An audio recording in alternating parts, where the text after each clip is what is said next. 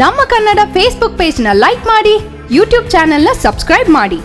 For more updates click on the bell icon. ನಮ್ಮ Kannada digital media. ನಮಸ್ಕಾರ ಸ್ನೇಹಿತರೆ, welcome back to ನಮ್ಮ Kannada YouTube channel. ಮನುಷ್ಯ ದಿನಕ್ಕೆ 3 ಹೊತ್ತು ಊಟ ಹಾಗೆ 8 ತಾಸಿನ ನಿದ್ದೆ ಅವಶ್ಯಕ ಅನ್ನೋ ವಿಚಾರ ಎಲ್ಲರಿಗೂ ತಿಳಿದಿರುತ್ತೆ.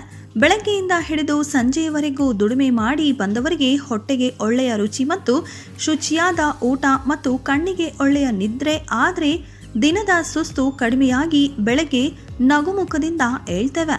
ಇನ್ನು ಇಂತಹ ನಿದ್ದೆಗೆ ಗೊರಕೆ ತೊಂದರೆ ಮಾಡಿದ್ರೆ ಕೋಪದ ಜೊತೆಗೆ ಬೇಸರವೂ ಕೂಡ ಆಗತ್ತೆ.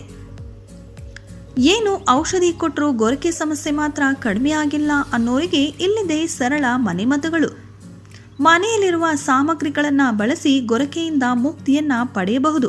ಬನ್ನಿ ಇಂದಿನ ಈ ವಿಡಿಯೋದಲ್ಲಿ ಮನೆಮದ್ದುಗಳ ಮೂಲಕ ಗೊರಕೆಯನ್ನ ತಡೆಯುವುದು ಹೇಗೆ ಅನ್ನೋದರ ಮಾಹಿತಿಯನ್ನ ಹೇಳ್ತೀವಿ. ಅದಕ್ಕೂ ಮುನ್ನ ಇನ್ನು ಯಾರ್ಯಾರು ಈ ನಮ್ಮ ಯೂಟ್ಯೂಬ್ ಚಾನಲ್ ಅನ್ನು ಸಬ್ಸ್ಕ್ರೈಬ್ ಮಾಡಿಲ್ಲವೋ ಈ ಕೂಡಲೇ ಸಬ್ಸ್ಕ್ರೈಬ್ ಮಾಡಿ. ಮಲಗುವ ಮುಂಚೆ ಸ್ವಲ್ಪ ಹಸಿ ಅವಲಕ್ಕಿಯನ್ನ ಬಾಯಲ್ಲಿ ಹಾಕಿಕೊಂಡು ಜಗಿದು ತಿನ್ನಬೇಕು. ಇದರಿಂದ ಗೊರಕೆ ಬರುವುದು ಕಡಿಮೆಯಾಗುತ್ತೆ. ಮಲಗುವ ಮುಂಚೆ ಕಾಫಿ ಅಥವಾ ಟೀಯನ್ನ ಕುಡಿದ್ರೆ ಗೊರಕೆ ಬರುವುದು ಕಡಿಮೆಯಾಗುತ್ತಾ ಬರುತ್ತೆ. ಏಲಕ್ಕಿ ಪುಡಿಯನ್ನ 1 ಗ್ಲಾಸ್ ನೀರಿಗೆ 1 ಸ್ಪೂನ್ ಏಲಕ್ಕಿ ಪುಡಿಯನ್ನ ಸೇರಿಸಿ ಮಲಗುವ ಮುಂಚೆ ಕುಡಿಯಬೇಕು. ಇದರಿಂದ ಗೊರಕೆ ಬರುವುದು ದೂರವಾಗುತ್ತೆ.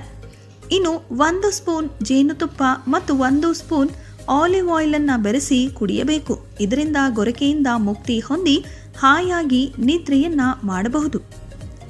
ಮುಖ ಮೇಲೆ ಮಾಡಿ ಮಲಗಬಾರದು. ಗೊರಕೆ ಸಮಸ್ಯೆ ಇರುವವರು ಬದಲಿಗೆ ಬಲಗಡೆ ಇಲ್ಲ ಎಡಗಡೆ ತಿರುಗಿ ಮಲಗಿದರೆ ಗೊರಕೆ ಬರುವುದು ಕಡಿಮೆಯಾಗತ್ತೆ.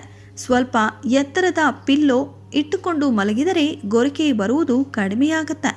ಮೂಗಿನಲ್ಲಿ ಸ್ವಲ್ಪ ಗರಿಕೆ ರಸವನ್ನ 1 ಹನಿ ಬಲಗಡೆ ಮತ್ತು 1 ಹನಿ ಎಡಗಡೆ ಹಾಕಿಕೊಂಡರೆ ಕ್ರಮೇಣ ಗೊರಕೆ ಬರುವುದು ಕಡಿಮೆಯಾಗ್ತಾ ಬರುತ್ತೆ.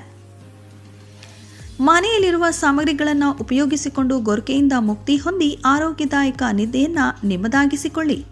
ಈ ವಿಡಿಯೋ ನಿಮಗೆ ಇಷ್ಟ ಆಗಿದ್ರೆ ಲೈಕ್ ಮಾಡಿ. ಇನ್ನಷ್ಟು ಆರೋಗ್ಯಕರ ಟಿಪ್ಸ್ಗಳು ಬೇಕು ಅಂದರೆ ತಪ್ಪದೆ ಈ ನಮ್ಮ ಯೂಟ್ಯೂಬ್ ಚಾನಲ್ ಅನ್ನು ಸಬ್ಸ್ಕ್ರೈಬ್ ಮಾಡಿ. ಧನ್ಯವಾದಗಳು.